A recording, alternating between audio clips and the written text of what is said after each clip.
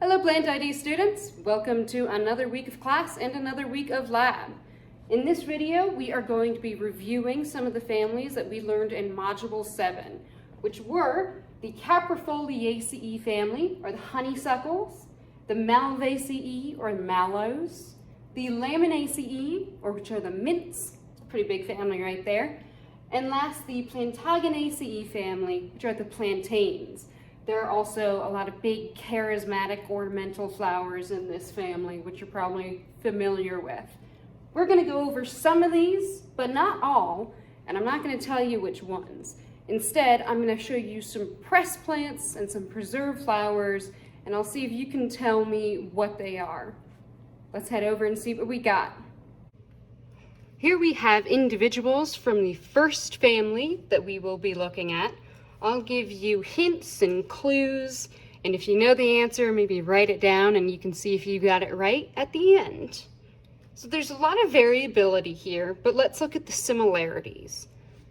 All of these individuals have alternating and simple leaves. This might look like a compound leaf. It's actually not. It is simple. It's just very, very deeply lobed. Here are some fruits on this individual. This one broke off, which is good for me. I can show you it a little bit more closely. This is a capsule, and you can see there's a lot of division within this capsule. Like Erica said, it's like the spokes of a wagon wheel. Note the radial symmetry there. Here, I have some preserved flowers from this individual here, well, at least the same species. These flowers are perfect, and they have radial symmetry. Let's look at this one here. On this one, I know you can't see, it's hard, I'll show you a photo in a second. There are 5 mostly fused sepals, so 5 connate sepals. There are also 5 connate petals. I broke into this one so we can see the interesting structure on the inside. And let me get y'all a photo of that up close.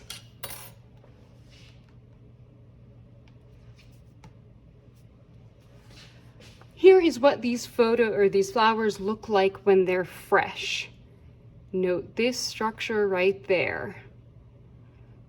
With all that information, place your final guess as to which family these species belong to. If you guessed Malvaceae, you are correct. What we're looking at right here and right here, it's one of my absolute favorites out on the shortgrass prairie. It is Spiralsia coccinea. This structure in the middle, which I was highlighting, this is the monodelphous staminal tube. Here we've got the tube. All of these yellow things right here, those are the stamen sticking out of that tube. And at the top, there's some pink structures. And those are the stigma. This whole structure here, it's like all of the sexual organs are fused together to make this one structure here. Super cool. This is really evident on a flower like a hibiscus. It's got a very showy big tube.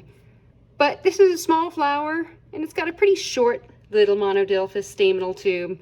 Beautiful. Love these flowers.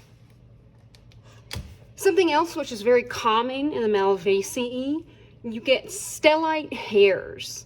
And in the field, when these are fresh and pretty, especially in this Spiralsia here, light reflects off those hairs, and it actually really makes the plant look super sparkly. That is a characteristic that I show people when they're trying to identify. I say, look for the sparkly leaves. And that is Spiralsia. Another feature, these will commonly have a ring of bracts underneath the sepals. These actually don't, but remember, it's a common trait, so it's one to look out for. And last, I didn't want to give it away with such an obvious example, but in the Malvaceae family, we have cotton, which if I can get it out of its tube, there we are. Here is one of those capsules, so adorable. This cotton is so sweet and soft. But here again, just like this teeny tiny little fruit, this little capsule here, we have the same division like on a wagon wheel. And I know, especially in Spiralsia, I know this plant very well. Soon, once these dry out just a little bit more, all those sections will separate and fall apart from one another. I know Spiralsia so well because for a project that I'm doing, I individually collected over 1,000 of these. So yes, I know it quite well by now. All right, I think that's all I want to say about the Malvaceae. Let's move on to our next family. These are members from the second and last family that we'll be talking about today. Let's start by looking at the leaves. So the leaves within these individuals are quite variable, and that's actually true within the family as well. And so let's start by instead looking at those flowers. These are from the same species as my sample to the left, but they're far less squished. This is what your average flower would look like. To the right, we have 5 fused sepals, and then on the left are 5 fused petals.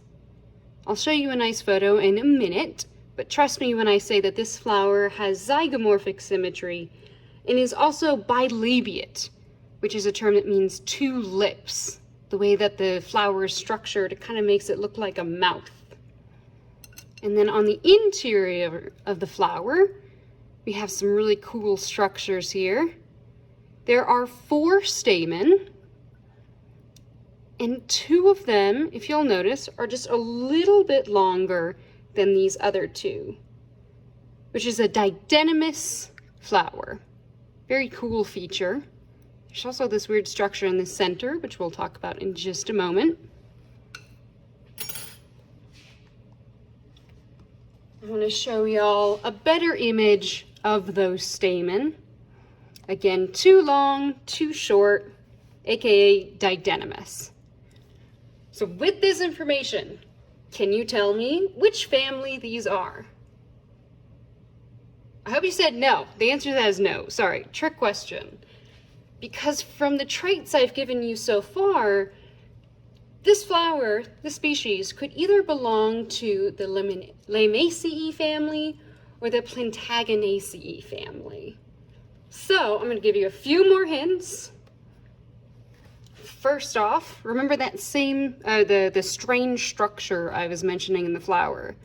That is represented in this image right here in the center. I've just given you that big hint. Check out that thing. And now your last hint. It's a simple one, but it makes a big difference. These stem here are rounded. Round stem, round stem, round stem. So now, can you tell me which family these are? I'm just going to assume that you said Plantaginaceae family. Good job, you got it right. So I know it's a little bit difficult because there's a lot of overlap with the mints. Here is a classic mint, and it looks really, really similar to this Plantaginaceae over here, which is a penstemon. But I don't want y'all to fear, because I left out the very obvious hint that the stems were round.